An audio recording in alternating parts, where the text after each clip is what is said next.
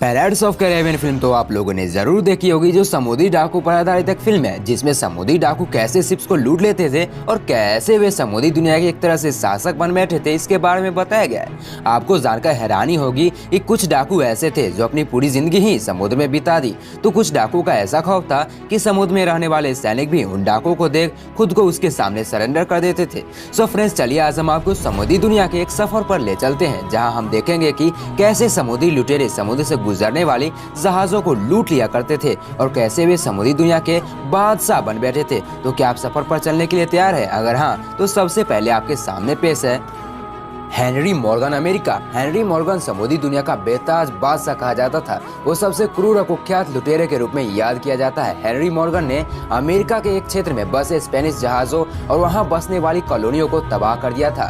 कहा जाता है कि सन 1663 से 1674 के बीच उसने समुद्र पर अपना हुकूमत कायम रखी थी और जमैका के गवर्नर के रूप में अपने शेष जीवन को व्यतीत किया। माना जाता है कि सन 1635 में हेनरी मॉर्गन का जन्म हुआ था। इनके पिता का नाम रॉबर्ट मॉर्गन माना जाता है, लेकिन इतिहास में इनके शुरुआती जीवन के बारे में कम ही मिलती है। Thomas Tabb England. Thomas Tabb 17वीं शताब्दी के दौरान तेजी से प्रसिद्धि हासिल करने वाला एक अंग्रेजी समुद्री डाकू था। कहा जाता है कि थॉमस का जन्म इंग्लैंड में हुआ था। जब वह युवावस्था में था तभी वह और उसके परिवार वाले इंग्लैंड से रोड आइलैंड चले गए। शुरुआत में इसने 2 समुद्री जहाजों को लूटा, लेकिन जब इसे इसका में मजा आने लगा तब वह और ज्यादा खूंखार और दरिंदा बन गया। उस दौर में समुद्री यात्रा पर जाने वाला ऐसा कोई नहीं था जो थॉमस को नहीं जानता। वह अपनी लूट को और बड़ा बनाने के लिए लंबी समुद्री यात्रा करता और खजानों के जहाजों को लूट लिया करता था। ऐसे ही वह यात्रा करते करते लाल सागर पहुंच गया, जहां उसे तुर्क साम्राज्य का एक बड़ा जहाज मिला। हालांकि इस पर 300 से अधिक सैनिक थे, लेकिन फिर भी उसका इतना खौफ था कि इसके बिना किसी विरोध के ही सेना ने उसके सामने आत्मसमर्पण कर दिया और उस जहाज पर सारे खजानों को इसने लूट लिया और 1695 में वह मुगलों के 25 जहाजों से लड़ाई करते हुए मारा गया। Henry every England. Henry every को समुद्री लुटेरों के राजा के नाम से जाना जाता था। कहा जाता है कि हेनरी एवरी बेहद ही चालाक डाकू था।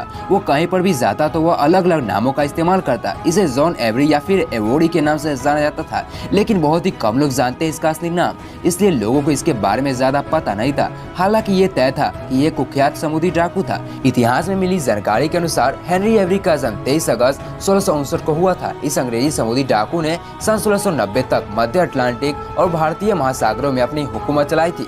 समुद्री दुनिया पर राज करते करते ये वहाँ के सभी समुद्री डाकुओं का कप्तान बन बैठा था, लेकिन कुछ ही सालों बाद इस काम से इसने संन्यास ले लिया। इतिहास में वो एक ऐसे लुटेरे के रूप में जाना गया जो न किसी युद्ध में गिरफ्तार हुआ और न ही किसी लड़ाई में मारा गया। William Kidd England. William Kidd 17वीं शताब्दी का कुख्यात समुद्री लुटेरा था। कहा जाता है कि इस लुटेरे का जन्म स्कॉटलैंड में 1645 में हुआ था। हालांकि ये शुरू से एक लुटेरा नहीं था, लेकिन समय के साथ एक खतरनाक लुटेरा बन गया जो कि ये समुद्र के बारे में काफी कुछ जानता था। इसलिए इसे सरकार द्वारा समुद्री डाकू से निपटने और शत्रु फ्रांसीसी जहाजों पर कब्जा करने के लिए नियुक्त किया गया था, लेकिन वह समुद्री डाकू के बीच जाकर खुद एक खूंखार समुद्री डाकू बन गया। इसने 1698 में एक अमेरिनियाई जहाज क्विगैग मर्चेंट को लूट लिया और उसने इसके बाद कई लूट की घटनाओं को अंजाम दिया। हालांकि इसे 1701 में गिरफ्तार कर लिया गया और फांसी की सजा दे दी गई।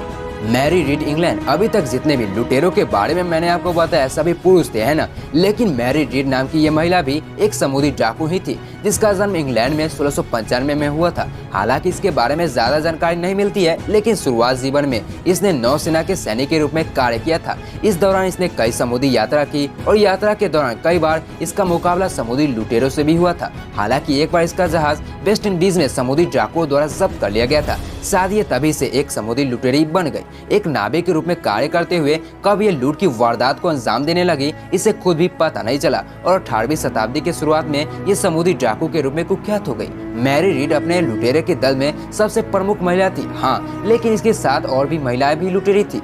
बाद में मैरी रीड पर चोरी का आरोप लगाकर गिरफ्तार कर लिया गया और मौत की सजा सुनाई दी गई। सो फ्रेंड्स, आपको ये समुद्री दुनिया का सफर कैसा लगा हमें कमेंट कर जरूर बताएं और ऐसी वीडियो पाने के लिए प्लीज मेरे चैनल को सब्सक्राइब एंड वीडियो को लाइक करना ना भूले। मिलते हैं आपसे अगली वीडियो में किसी नए जानकारी किसी नए सफर के साथ। तब तक के लिए धन्यवाद। Stay safe, stay curious.